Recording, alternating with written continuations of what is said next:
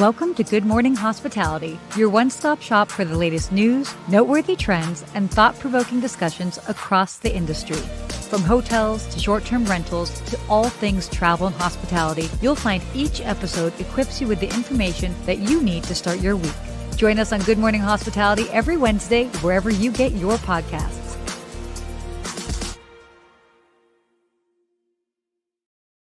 Good morning. Good morning, Sarah.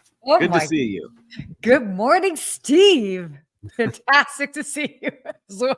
I get all excited for our calls every Wednesday. I love doing this show, so I'm pumped up today. I know, me too.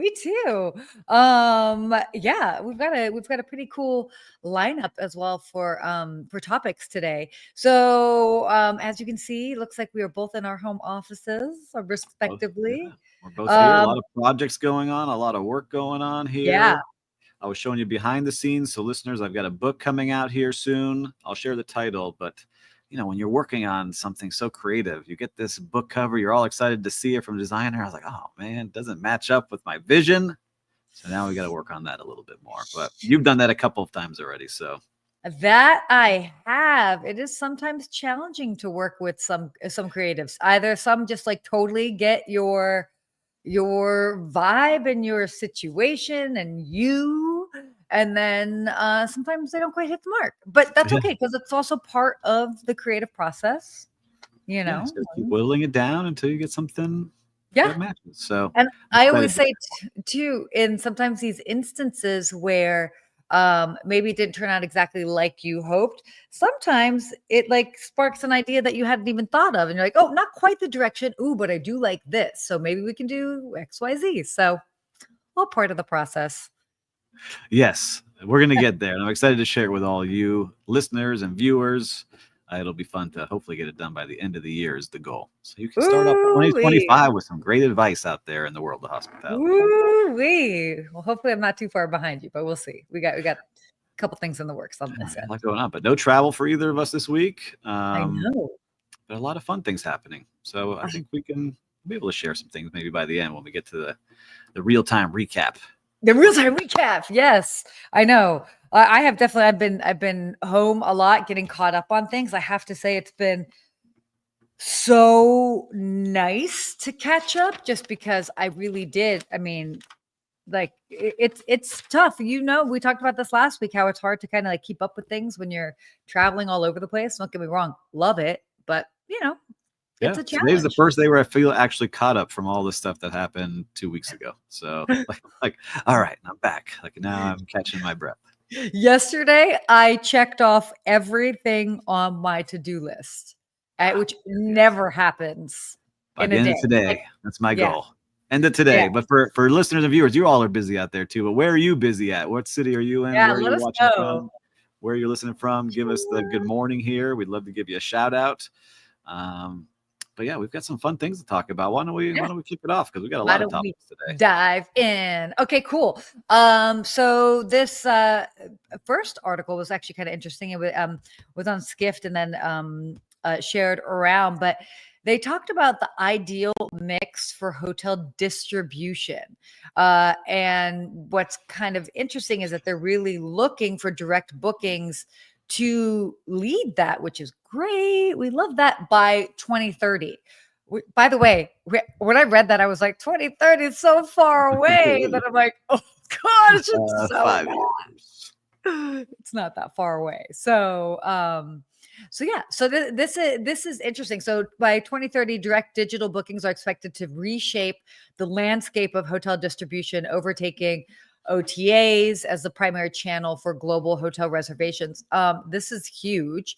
And yeah, I mean, this shift, what they're projecting, it would generate about 409 billion in global hotel bookings through these direct digital channels by the end of the decade. So that's kind of a huge deal. It's a gigantic deal. And we're starting to see it a lot now with like the boutique properties and some of these unique outdoor experience properties. I've been talking to a lot of them, and they are really getting the majority of their bookings through their social media channels, which have zero cost. Right? Like they're clicking on the link, they can track the link taps that are being shown in their stories and in the things that they have going on, and they're seeing direct bookings through that. And so that's Yeah. cutting out the Booking and the Expedias and all the places you used to go to, like, oh, I want to go to Miami Beach and let me see what they show me. Now people are searching on their social channels and seeing, all right, I like that place. Can I book directly there? And it's happening more and more and more. So I'm excited to see which hotels actually take this, because some, you see it because you're involved in this, Sarah, like the ones that keep doing the same boring stuff all the time. Totally. The others that are getting traction and really investing in the stories they're sharing, and you can see it with the views. So I'm excited to see how this continues to push, because it's a huge win for the hotels when they control that whole guest experience. Oh, completely, completely. And so it's not even like I mean, obviously there's the financial aspect of it. But it's interesting because not only OTAs, but they're even saying travel agents or travel advisors it will probably play a reduced role. Yeah, obviously still critical. It's not saying like doing away with that altogether. I mean, it's interesting because it's like I even have people that reach out to me and they're kind of like looking for recommendations. They're like, no, I'll do it on my own. And it's like, well, we can help, help. So it's definitely it's interesting to see the shift, but I also get it too, because it's like so often I'm doing stuff. We have so much access at our fingertips. Yes, And the that's more that you true. have things like Google and stuff like that, like Yeah, helping. or AI and ChatGPT now. I just type in, hey, Yeah. give me a 3-day itinerary. I'm going to this city and I'm going with these people and these are the age groups and this is what we like. It's been pretty dead on the times I've done it the last couple of years. Yeah, just wait until ChatGPT starts making your reservations for you. Heck, it might That's already the do that. missing piece. It can do it for a couple of things. It can suggest flights and show you things. You still have to finalize it on your end. But Yeah. Lonnie, good morning. Good to see you here. I saw that you were getting some medical procedures you shared online, so hopefully you're okay. Ooh, And vibes your Chris, way. yeah, Chris, good to see you. But that's how we've always done it. That's the worst answer you could get, right? That's the most frustrating. I've been there, Steve. We don't do it that way here. All right. Well, That's then keep how doing what you're doing, yeah, and we'll move totally. on. By the way, that is a challenge for so many industries. So, I mean, I know it's a big one in hospitality, but you're always going to have people that it's like that are just resistant to change. So, super, super interesting to Yeah, see and I that get kind it. of Everyone's busy. Oh, I got to yeah. add another thing to my plate right now. Yeah. Yes, try it. Add a little Yeah. something. It'll be okay. So anyway, pretty interesting stuff. I like that article. And yeah, I don't know. Yeah, We'll kind of we'll keep track of it. Why don't we come back to it and see what they say? We'll see. We'll start yeah. looking at the stats after the first quarter. Totally, totally.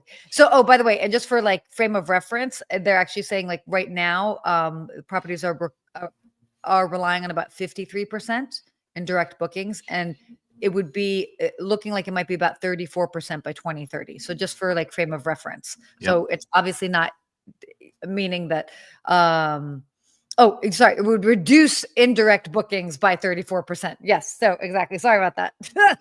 Whatever, I'm reading this backwards. But yeah, so definitely interesting to see. That's good So stat. I think they're going to get it. They're going to keep pushing because it matters and you can control the whole experience. That's what hotels want. And that's what hospitality companies want. Let me control the entire experience from booking till you check out. Yep, exactly. You agree with me? I do, of course. All right. So this is another great article that came out. Hotel CEOs are saying that demographics are the future of travel, and had to include this because this was actually a lot of what you touched on last week in your talk, breaking down different demographics. And obviously lifestyle hotels are going to be continuing to have their moment, but there's this sort of more of these options for quote unquote the middle class, this aging population. Like all of these are very much something that a lot of the CEOs of some of the prominent hotels are really focusing on. So I thought that was pretty interesting, that they're interesting because they're talking about the middle class growth is huge as far as a share of the market. Yep. When we don't always hear that being a market that's growing necessarily. So I thought that was kind of interesting. Yeah, I like seeing these hotel CEOs talking about the different demographics and who's traveling. And they're saying like the ultra wealthy will travel and continue to travel and book that ultra luxury stay. But now more and more people who are on a tight budget, they still want to travel and they Hmm. are looking for ways to do it. And so Yeah. these hotel companies, we've seen it. We've been talking about it for over a year of all the new extended stay and kind of Yep. like that middle tier pricing of hotels and new ways to travel, whether it's in those roadside motels that are now being turned into cool, unique properties. Like everyone's getting involved now in outdoor experiences. So, right, we talked about Hilton getting involved with AutoCamp and Hmm. Marriott, teamed up with Sonder for more of like the apartment style stuff that they've got going on. And so everyone's kind of finding all these unique ways to stay so that they can help people travel at all different price points. So I like that they're trying to do that. But what was most interesting that I thought, and I didn't realize this, was that all of the big brands have their own credit cards and they have Oh yeah. visibility in how they're spending. So they said like, hey, we have access to all this data and we see that people are prioritizing. Yeah, they're tight Hmm. budgets and they're making their payments, but they're prioritizing travel and those spending. So kind of Yeah. cool to see like all that info they have on those credit cards. Yeah. Yeah, I mean, the credit cards are huge. I mean, they're having a direct insight into literally people's wallets, Yeah. and their spending habits. So yeah, no, it's great. And it's interesting, and we were talking about like CEOs like from obviously Hilton, Marriott, they're all saying that this is the big focus. The CEO from Hilton actually was saying he believes that we're just on the precipice of the golden age of travel, which are bold words, but I mean, again, I think we're playing in a really interesting time. We've shifted through a lot of different things with hospitality. I mean, before it was very much like big box hotels, people knew what they were getting. Then, Airbnb in the home rental space, that was a giant shakeup, which as a hotelier, I loved because I was like, look, you're adding more options to the travel pie.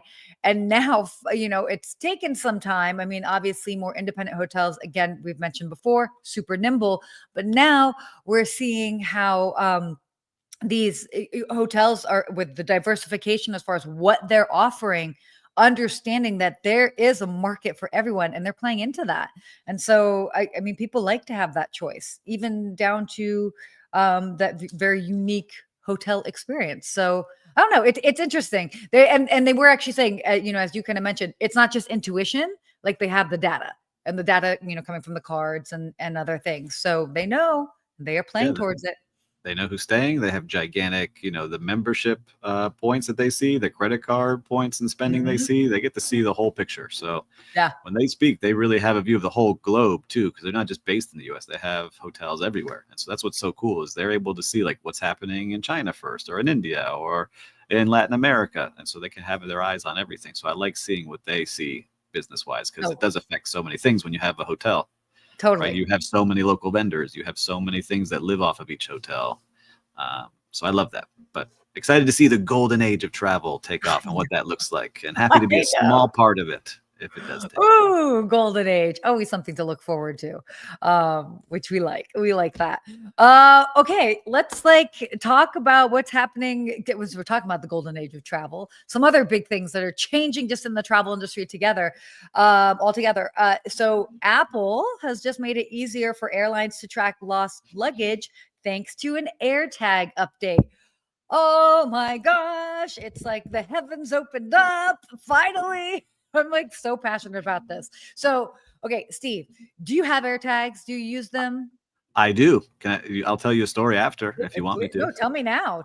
Yeah. So when we were traveling to San Diego and flying back, I was in Mhm. group 9, boarding group 9, and they said, passengers, Don't if you're in advertise that. Okay, group that's not. 9, I didn't book my own ticket. The conference did. They put me at group 9, and they said, if you have carry-on luggage, you will not be able to carry it To on. check You're gonna it. have to check Mhm. it. And Yeah. luckily, I had lost. Well, not luckily, I had lost my keys before, so I bought AirTags for everything, like my kids' backpacks, my luggage. So I had it on my keys, and I slipped it into my travel bag, and so I could make Mhm. sure I could track it. Because man, I got a connecting flight now. I had to check in a bag, and so I was able to rest easily watching my bag make it with me. And then I tested it when it got to the airport and I was waiting for it to come around. It got closer and closer and closer until my phone Mhm. started buzzing that it had arrived in front of me. So I love AirTags. I'm a big fan of them. Yeah, no, I'm a big fan. I've been talking about them for years. For those that have followed me on uh, my other channels, but definitely a big fan. But it was so interesting, and I've been very lucky.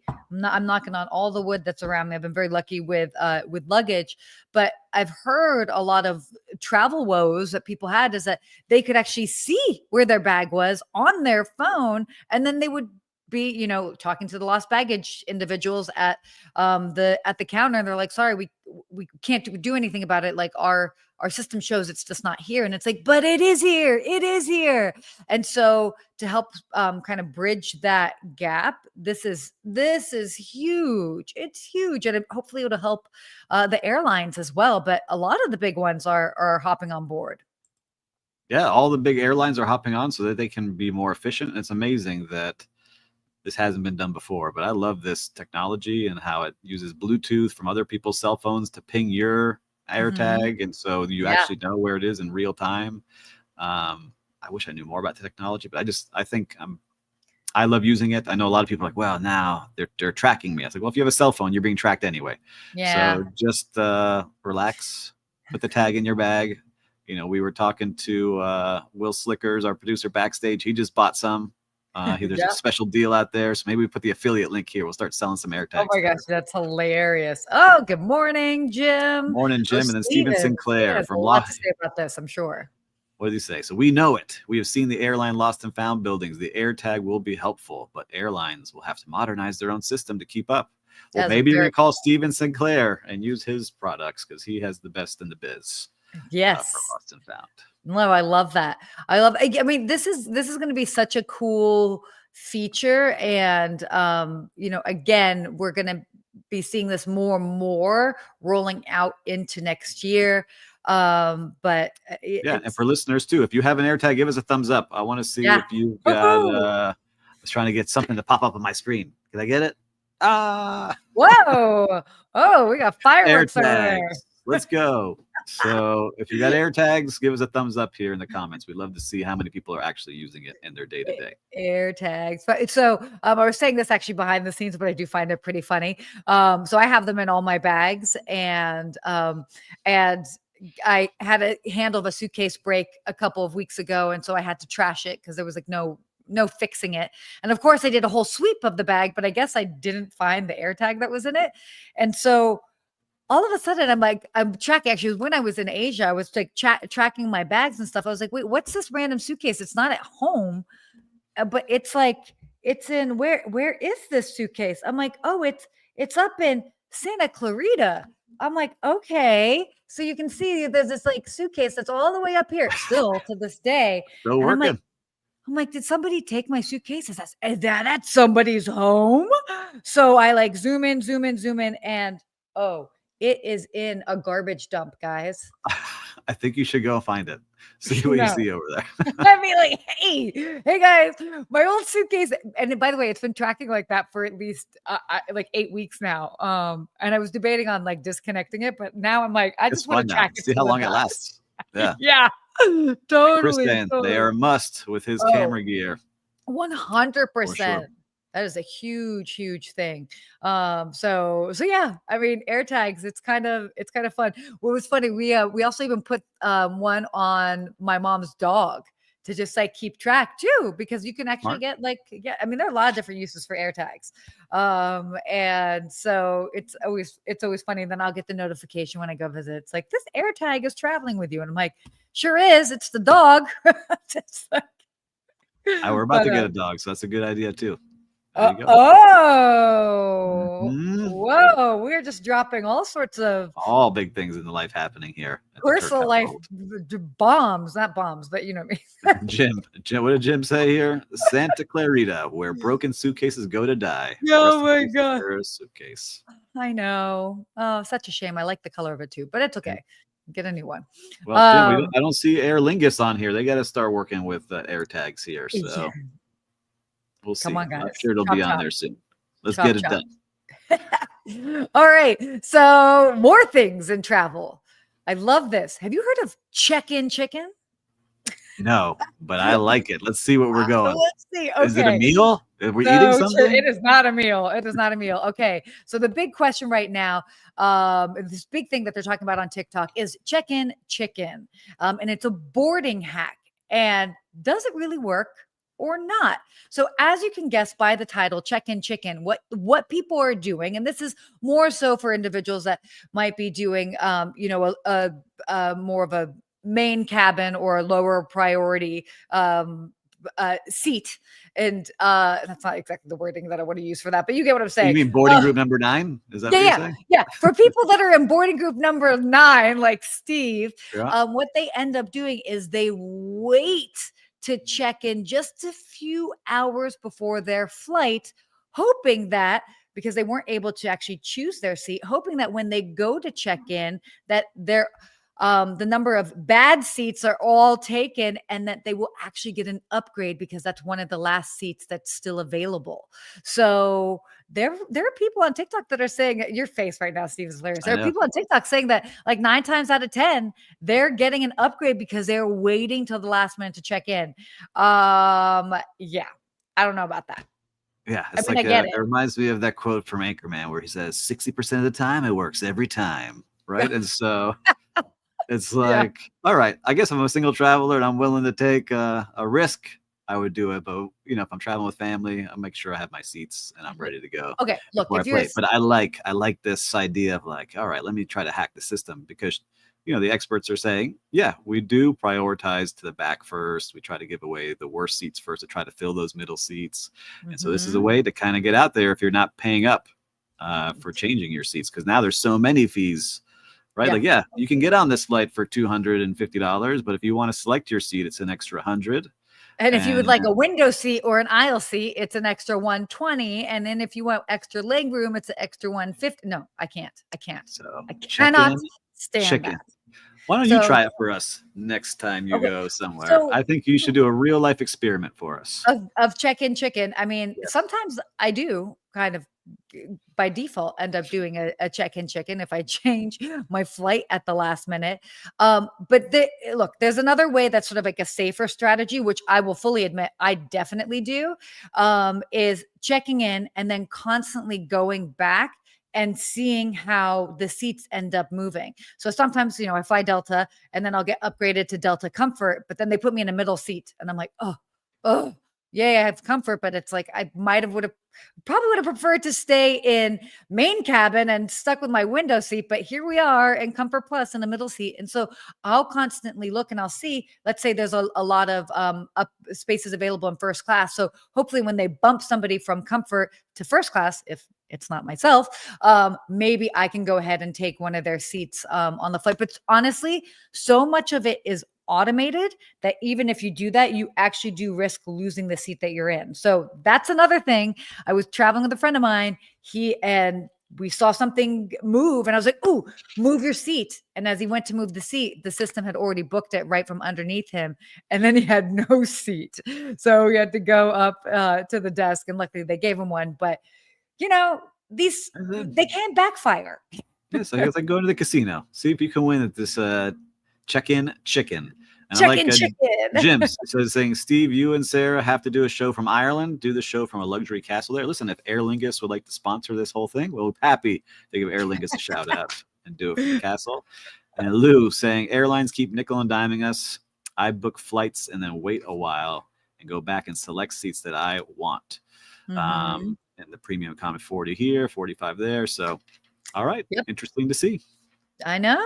I know. Super. I don't know. I think this was so fun. I mean, the idea of chicken, chicken. It's fun. Uh, but They should it's have it though. I saw someone. I think it might have been our friend Miss Stick a Fork in Me mm-hmm. post. I think one of her comments was like they should have a raffle, like a way to like everyone puts in $10 for a first class seat, and then only one person gets it at the airline, and they announce it before you board. I would love to see something like that. I would do that every Oh, time for a chance to like win a a first class raffle. So seat. then they're making money on the upgrade as opposed to just give it. Fascinating. I mean, Or like I would bet $20, right, if I had a chance at winning a first class seat, and maybe 100 people are doing that, so it pays for the $2,000 seat, and someone gets it. Oh, and then to take it a step further, so it's not necessarily totally a wash, that $20 goes to like in-flight credit for like food or something like that, or Yeah. beverage. Or I I wouldn't would mind losing it if I had the chance. Like I knew equally I would do that. Yeah, so you see, Liv would do Mm. it too. Like, I wouldn't mind. Like, let me just put in my 20 here. Let me put it on the table. Let's see where this gets me. Right? We are Can I get not that? out here promoting gambling in everyday life. No, you know where I got this idea from too, because I saw her talk What? about it. So Yeah. you're gonna laugh. So for during the pandemic, I got back into buying basketball cards. I have a collection of Okay. cards, sports cards, Okay. and it's called breaking. So some of these packs are hundreds and hundreds of dollars, and people can't afford to buy them. So a group of people will get together and say, "I'm putting $20 in, and I want to get, this team's card, whatever shows up." And so if you don't get that team that show up in that pack, you don't get anything, but the other people get something. I, So it I gets you get it. access to getting into something that maybe you couldn't afford full Oh my price of. God. Jim, especially on flights to Vegas. Yeah, all the tickets like that. We're gonna start Lou, a that new gets program here. exciting. Oh my gosh, this is crazy. Wow, we've got some creative peoples on today. So not gambling, it's just donating. Yeah, Oh my God. we're paying for something that we might have a chance to get. All Yeah, right, this is let us true. know. We're happy to do it. I'll do it. Oh I'll my put God, it in this is every great. Drop that in. time. All right. Let's talk about our real-time recap. What have you seen out there in the streets of hospitality? So in the streets of hospitality, uh, I have a lot of things that are going on here, but I will Yeah, say same. I've been more and more involved in hotel developments recently in consulting. And Mhm. it's very exciting to work with the architects that are putting these things together because they're Mhm. dreaming up spaces and ideas. And it's so funny because one of the architects I was talking to said, I create this space and this is how I envision it being used. But then once it's open to the world, guests use it a completely different way that I had Yeah. never even imagined. So just a shout out to all the people that are creating these awesome spaces we get to travel and visit to.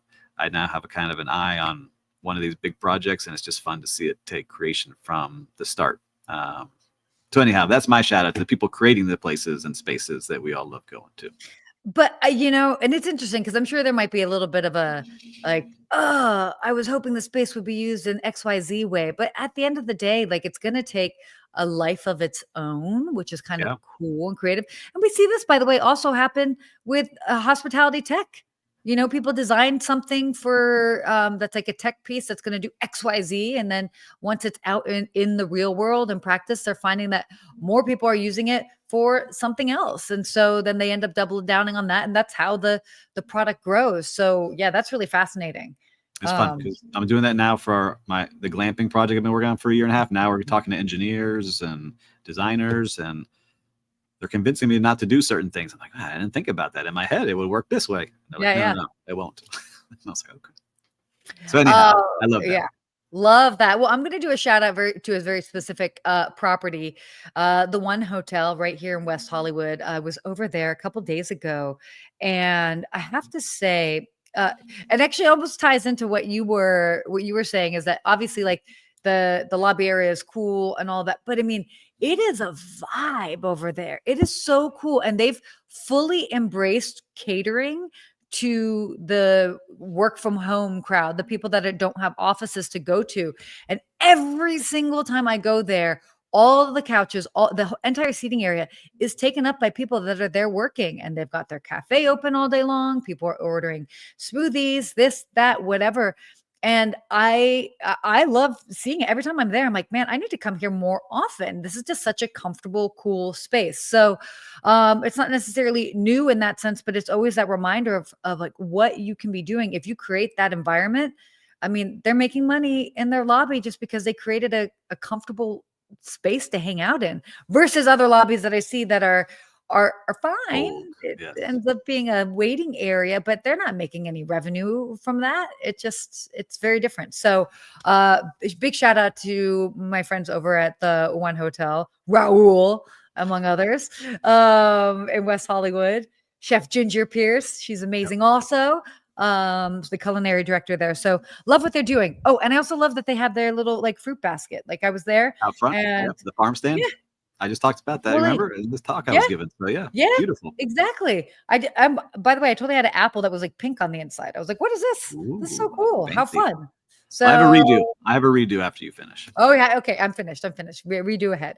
Go away. So it was my anniversary for my wedding anniversary this past weekend. And my wife and I went to the Carolina Wellness Resort here in Miami Beach. I had never stayed there, but we had a 4-hour experience in their spa, which was like life-changing of all the Yeah. things going on in there. And then the rooms were fantastic, but their entire team was just ultra nice. And they gave us so many nice little perks and things like that. That was just really enjoyable. So if you have the Oh, chance and you want to feel recharged, we got cryo, we got frozen in their cryo chamber. We then went into their salt chamber and got salted. We got charged in their electric room to get energized with negative ions into a nice massage, love back this. into a meditation pod that you were floating in. Man, I've never had anything like that before. So if you have the chance, make sure to check it out. What a great way to celebrate and unplug.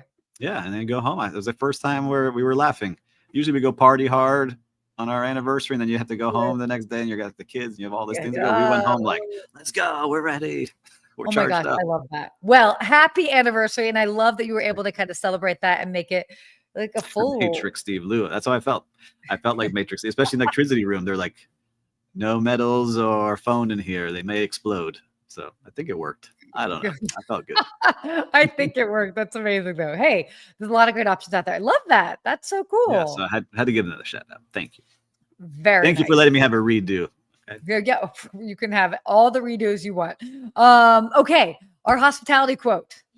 Do we have this ready to come up on the board here, or do I need to post? Oh, there it is. Okay, the great advantage of a hotel is that it's a refuge from home life by George Bernard Shaw. I like that. You were just talking about it. Why you go to I the one was. hotel to go have a different scene and be a part of something that's completely different. Yeah. True. Every time I walk into one, I feel like, especially the one that you walk into, they all have different vibes and different scenes, and you can feel like, all right, this is the kind of life I want to lead today. Let me walk into this hotel and work from here today, or It's hang out so here and cool. grab a coffee. Yeah, exactly. It's amazing. I mean, like, that's a really a great way to shift things up is just to go have a coffee somewhere. But love You that. never And know who you're going to meet, especially in this these places. I meet so many fun and unique people every time I do it. that is actually the biggest thing that I miss from working in hotels and being in the, I would meet so many cool people. And so now I work from home more often than not. And every so often I'm like, man, it would be kind of cool to be out and about. But yeah, it just depends. But definitely take advantage if you have a property and you're not fully utilizing your common areas as creating an area that people want to come and hang out in or do work in, you're missing out. Look into that. Yeah. We wanted to create a lobby, right? That's where everyone used to hang out, in the lobby. All the lobbyists used to Yes. talk and try to push things. Exactly. So, anyhow, At we the can talk Willard hotel history of that. Intercontinental. Oh my gosh, I love this. What did Chris said? Wait. Oh, okay, perfect. Yeah. Good quote, unless it was like a place where he recently stayed where the shower felt like a box. Yeah, maybe not, but maybe they had a cool lobby and you could hang out in there. I know, that's Or a funny. cool rooftop. And Lou, I know. now it is only us cool folks online. That is not true, Lou. We meet in person. Come see us. We host events This and is do all true. these fun things. I Let's will do it probably together see you first. next year, Lou. I will probably see you next year at a couple of travel and adventure shows. So That's true. we'll keep you posted on that. All right. Well, great show. Are we gonging out? I'm trying to figure out our sign off. I'm gonging out, everyone. Have a great week. Oh my gosh, gong out.